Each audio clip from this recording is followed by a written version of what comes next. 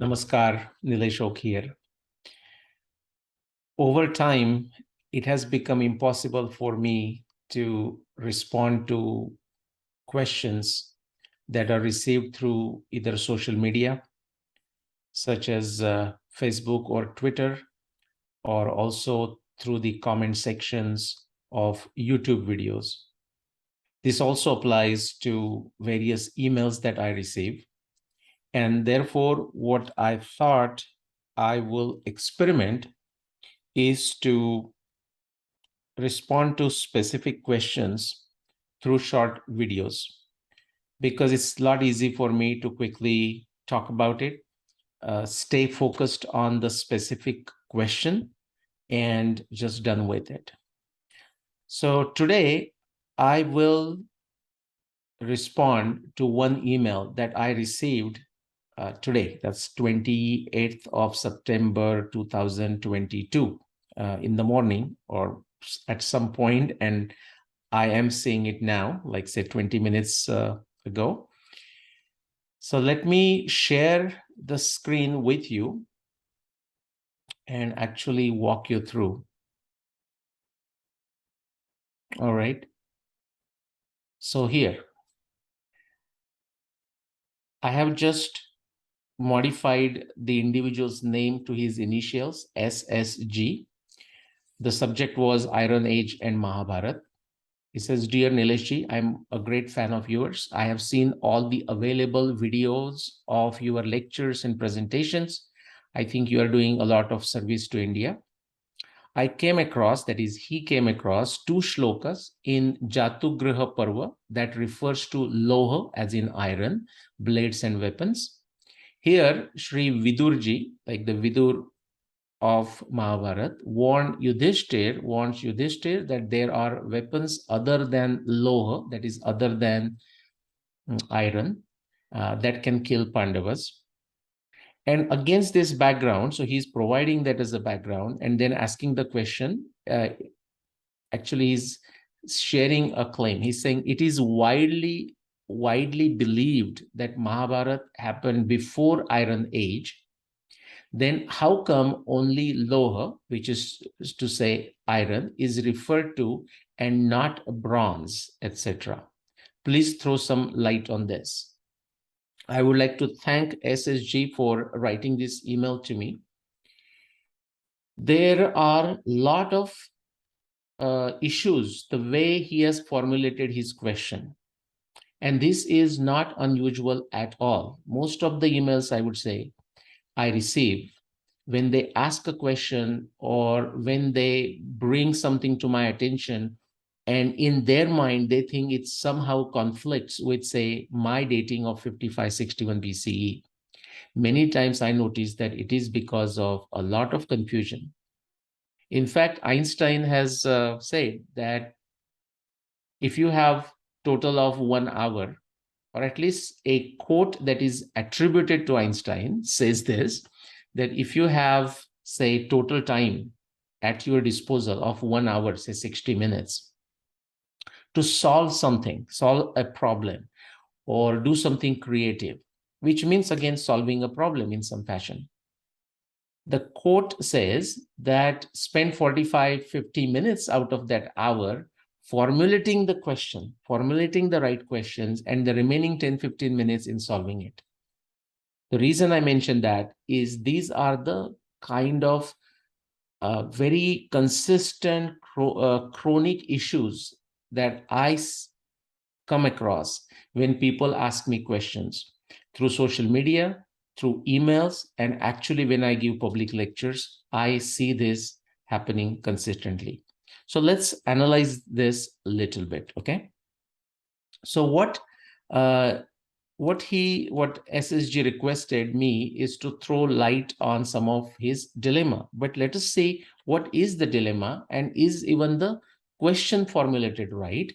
And if it is not right, what is the problem with the way the question is put forward? Let's split his email into specific numbered points. Jatugriha Parva of Mahabharata refers to Loha, iron, blades, and weapons. Great. We are going to take this on a Shraddha, basically saying, okay, he's saying it. I have no reason to argue against it. So there must be a description of it. This is something anyone can easily check by going to text of Mahabharata. Okay. For the Loha, there might be a particular specific word. There are many words, Also, it's important to understand that the word used more than 7,500 years ago, it might have taken a slightly different meaning over a period of time, but that's not the discussion we are going to go. We'll take the Loha or whatever the word used, the translation to be correct. And so, Jatugraha Parva of Mahabharata refers to iron blades and iron weapons. Fine. This is just a piece of information. Unless somebody wants to argue, and I don't, this is just a piece of information. Okay. Next. Then our writer who asked me a question, questioners, we can say, he says Vidurji also refers to weapons other than iron. Yeah. I mean, he's quoting somewhere, so we will assume that he has read the Mahabharata text where Vidur is also referring to weapons made out of material other than iron. Great. And neither of these two surprise me. They should not surprise me. Okay. There are a lot of descriptions like this. Now, the third one, it is widely believed that Mahabharata happened before Iron Age. Now, remember, this is a belief.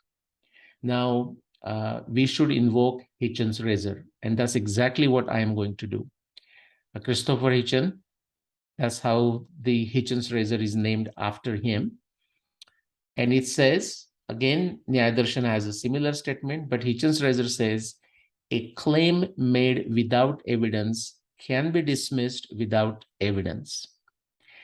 Somebody claiming, a group of people, okay, experts, academics, it doesn't matter, widely believing something, like believing as a group that Mahabharata happened before Iron Age, is just wrong.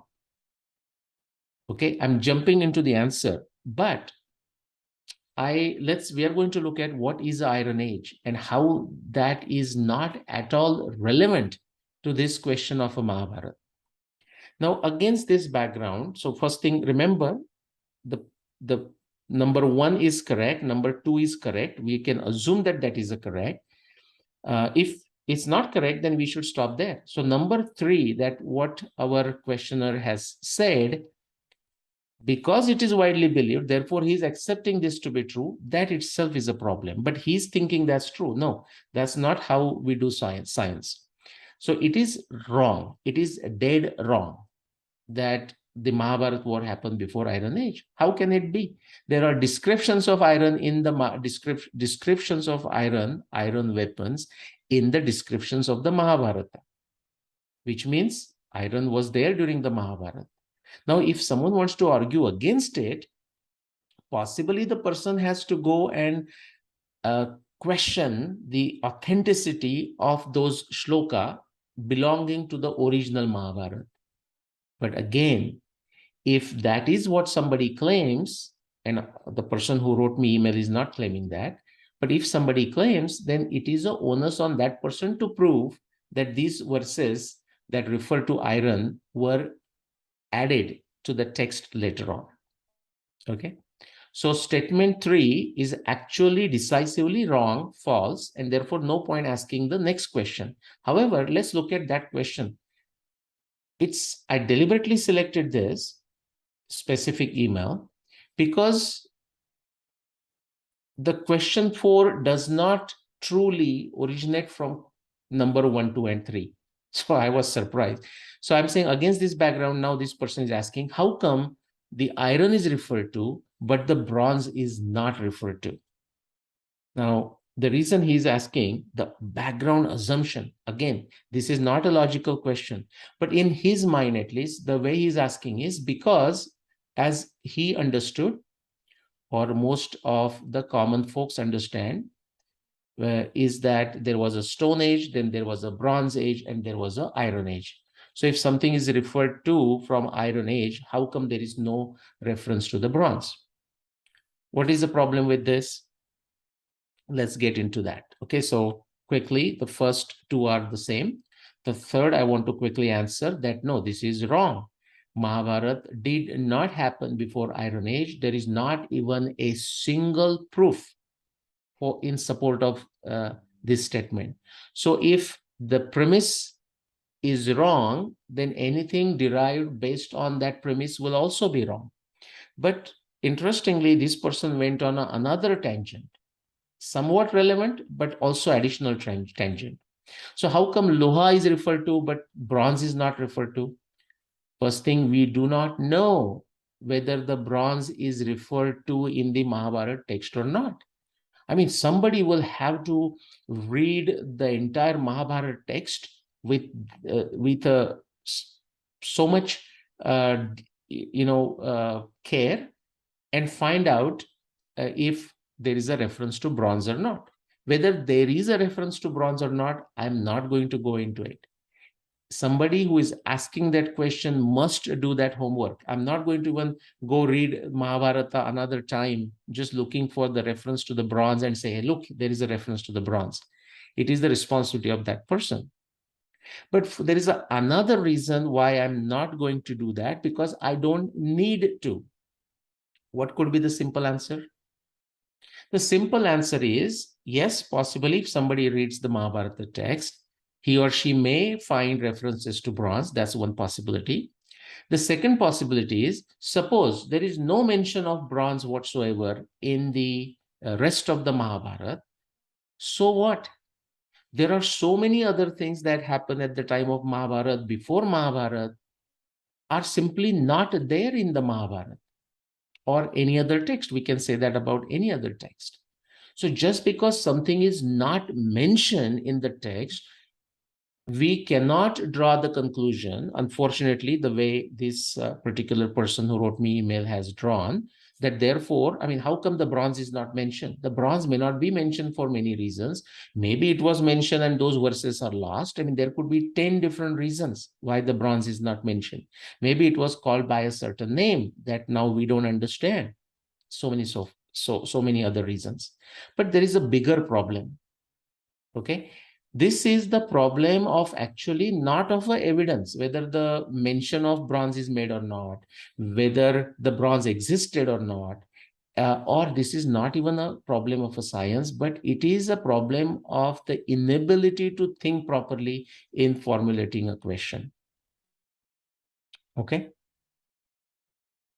I mean, the statement in 3 and 4 should not have been made. I mean, this is not even a question. Anyways, let's move on. The additional confusion seems to be the absence of evidence is equal to evidence of absence. Just because something is not mentioned, therefore it did not exist. Now, one has to be very careful. It is true that just because something is not mentioned does not mean that it did not exist. Actually, it could have existed. So the absence of evidence is not evidence of absence. That is very important to remember.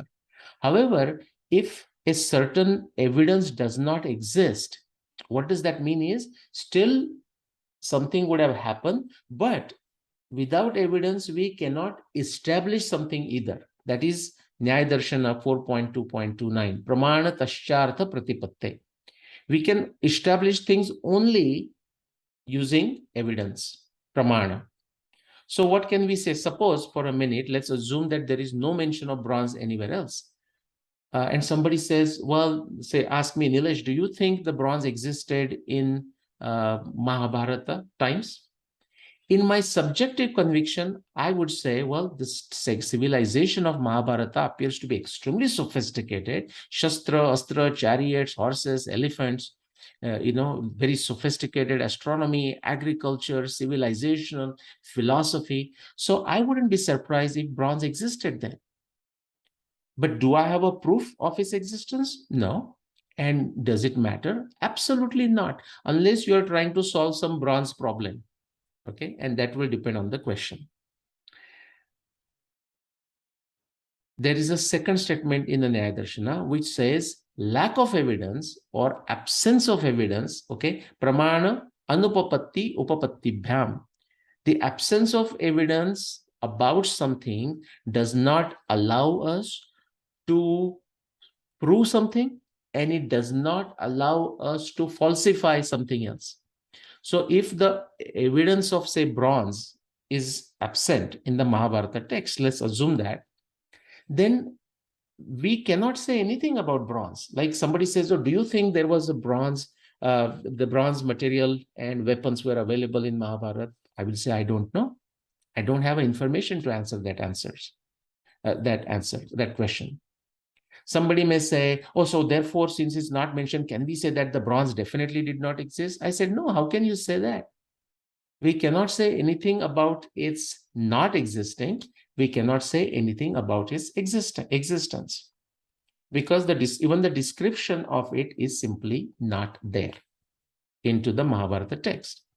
Now the question comes, what if the description of the Mahabharata text, description of, say, bronze or iron is there in the Mahabharata text, but we have not found a physical dirt evidence. Dirt is called dirt archaeology evidence.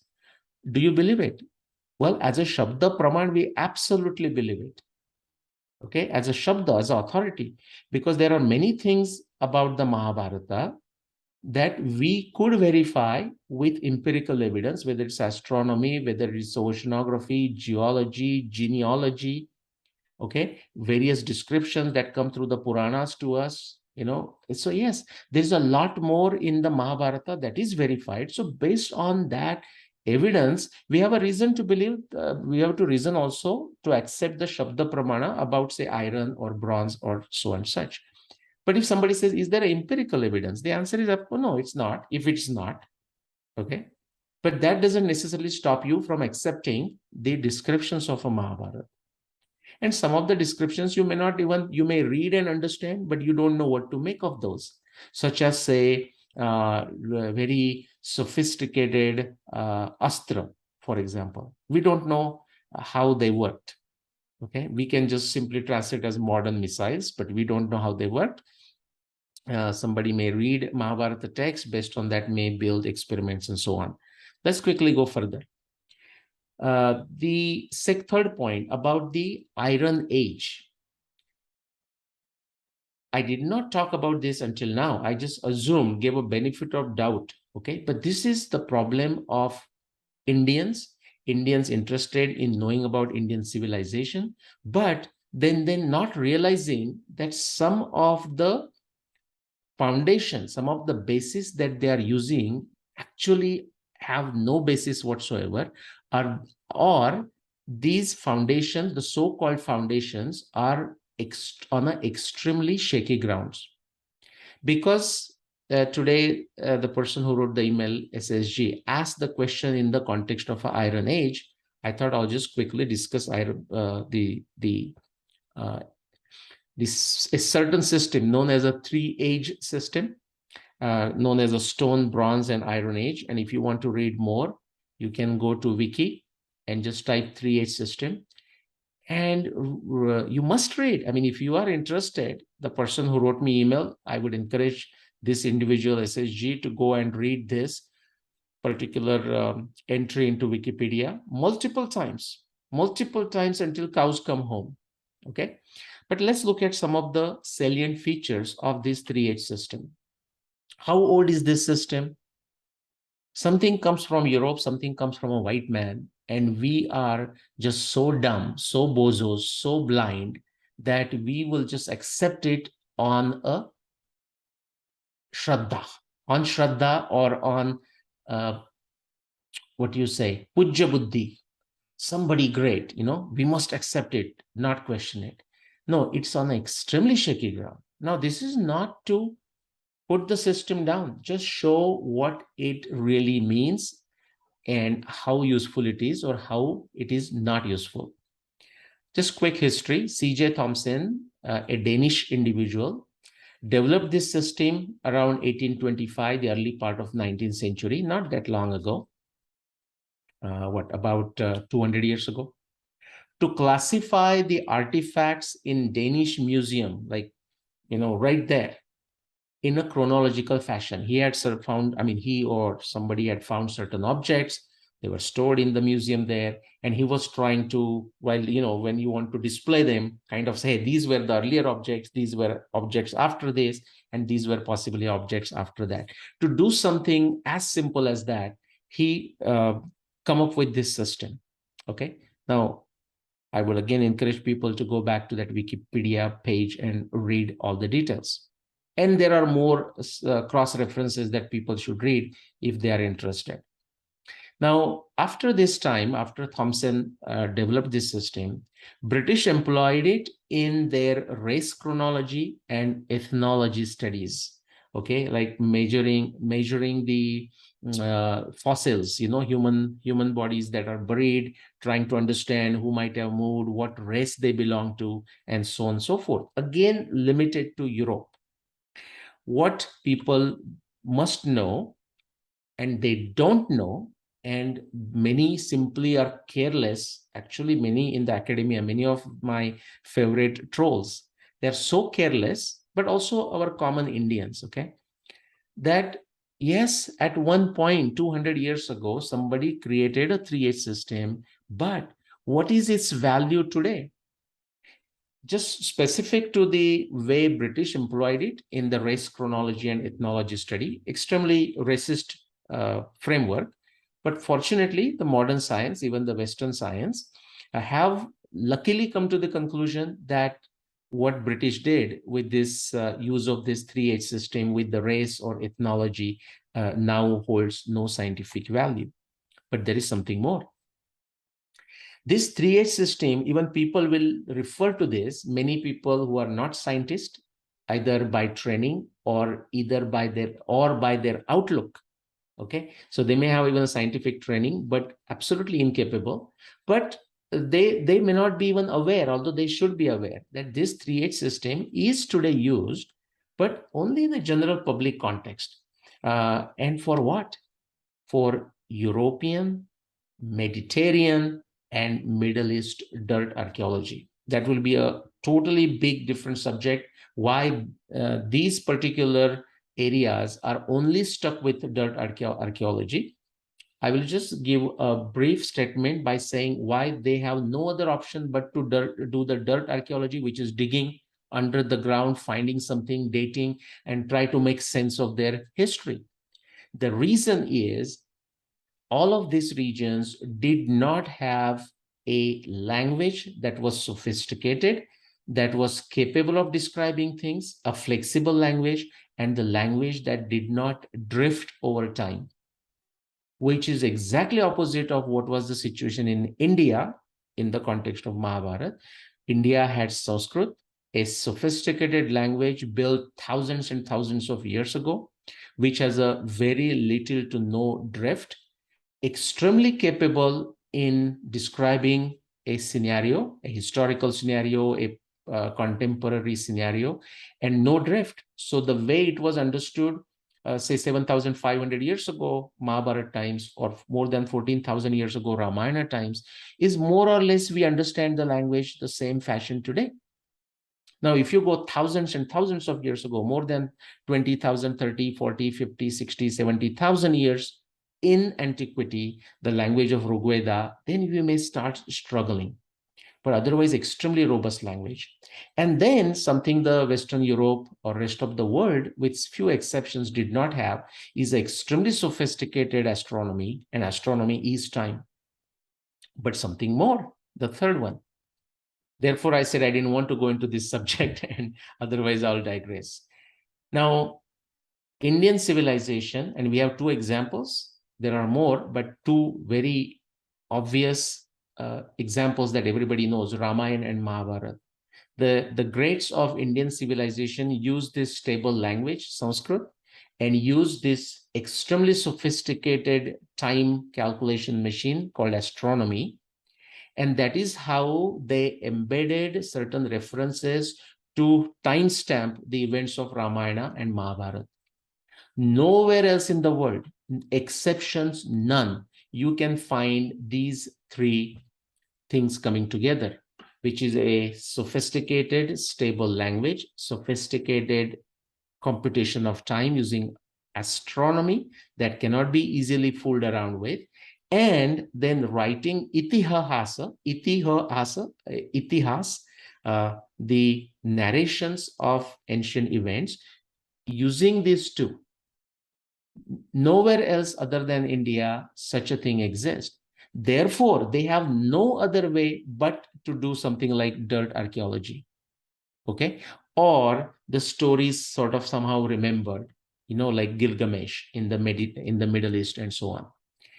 But remember, therefore, this 3H system provides a general public context for European, Mediterranean, and Middle East dirt archaeology because they have no other way. There are no histories written there. And the histories do not use any sophisticated time computation like Indian system does, like Ramayana and Mahabharata. And then they don't have a language that is understood today. Okay, so like how many people speak ancient Latin or ancient Greek? Okay, I mean, they might speak Greek. Some academics may able to understand Latin, but the changes in the languages simply just not understood. And where are the histories written which made use of some stable language, but also sophisticated time computations using something like astronomy? It's just not there. Okay. Now, the bullet number 5 that I have written here is not my interpretation. I want you to go to this Wikipedia and actually read it for yourself quickly. Number 6, this particular schema of the 3H system of stone, bronze, and iron has no utility for chronology frameworks in Africa, Asia, and Americas. Now, why is that? It's a big subject again. It may take a longer digression. I would encourage you, those who are truly curious, must go and study this. One of the reasons I'll quickly just mention while passing is the chronologies of Africa, Asia, and Americas go back in much deeper antiquity than what the Europeans have stuck themselves in, because they were stuck into the whole world beginning, universe beginning, creation beginning in 4000 BCE.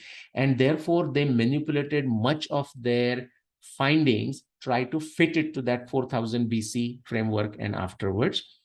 Slowly they are getting out of it, but in the religious context, in the historical context, history professors, unfortunately, a good number of them are still stuck into this 4000 BC creation.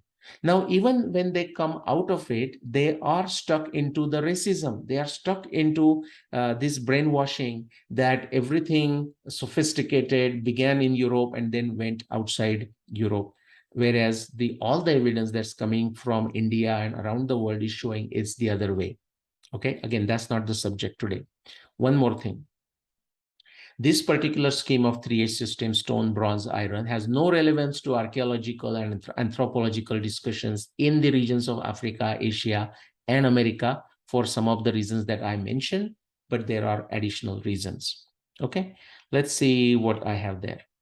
Okay, so that's about it. So quickly to summarize, the popular belief that Mahabharata happened before Iron Age is wrong.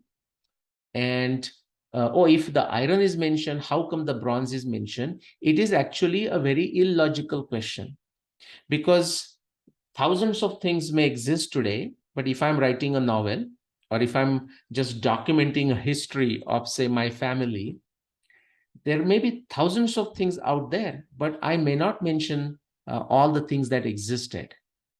I will only mention the things that are either relevant, or just for brevity, even if many things are relevant, I may not able to mention it because I may decide I want to write the book, limit myself to 300 words or whatever the reason is. Okay, so the question number 4 itself is formulated in a very imprecise manner, almost like frustrating. So the person has a great respect for me, and that's not the reason I'm saying it. But it's very important that people who send me emails or contact me through social media understand that they better do some homework in how they ask the question. Okay. Now, in this case, somebody say, oh, well, this provided a great opportunity for me to discuss so many things. Yes, it is true. But you know what, guys? If I just keep on doing this, it's extremely tiring. If we want an Indic Renaissance, if we want an Indic revolution, then everyone, to the best of their abilities, have to put efforts to improve their game, improve their intellect, improve their Shraddha Buddhi, like a Puja Buddhi, respect. That's great. Many of us have that.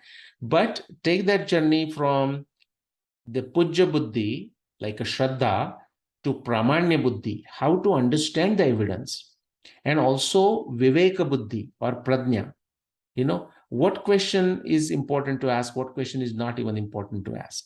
For example, in this case, this SSG had this question. Great. I mean, yeah, I'm just curious. The iron is mentioned, but the bronze is not mentioned. Now, I found the 3 and 4 to be not related to each other, because remember, the person is saying it is widely believed that Mahabharata happened before Iron Age. Actually, I would have expected the next question should have been, so if the Mahabharata, since the Mahabharata happened before Iron Age, how come iron is mentioned in the Jatugruha Parva? That is the question actually I was expecting when I was reading the email. And then I realized that he went on something else. Well, I have answered that question here. I encourage you to share this with people who may have similar questions. It's okay for you. I was going to say I encourage you to ask me questions. Not really. But ask questions which truly make me think, saying, oh, wow, this is fascinating question. I mean, make me happy with your tough questions. Don't be worried about asking a tough question, but ask intelligent questions. Okay, this is my humble request, but this is also my insistence, by the way, guys. I receive many emails and I would not have ability to respond to those otherwise.